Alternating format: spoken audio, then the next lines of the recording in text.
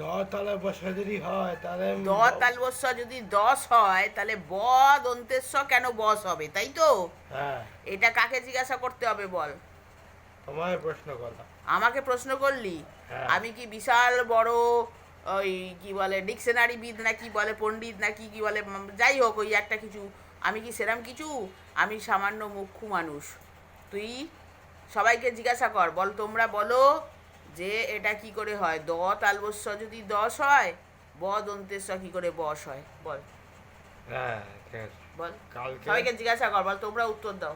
তোমরা উত্তর দাও। আমাকে, আমি অপেক্ষায় থাকলাম। ঠিক আছে, বলো, বলো। বলো তোমরা উত্তর দাও, আমি অপেক্ষায় রইলাম। তোমরা উত্তর দাও, আমি অপেক্ষায় রইলাম। হুম, উত্তর যেন চাই। উত্তর যেন চাই। উত্তর যেন চাই। উত্তর যেন সঠিক হয়।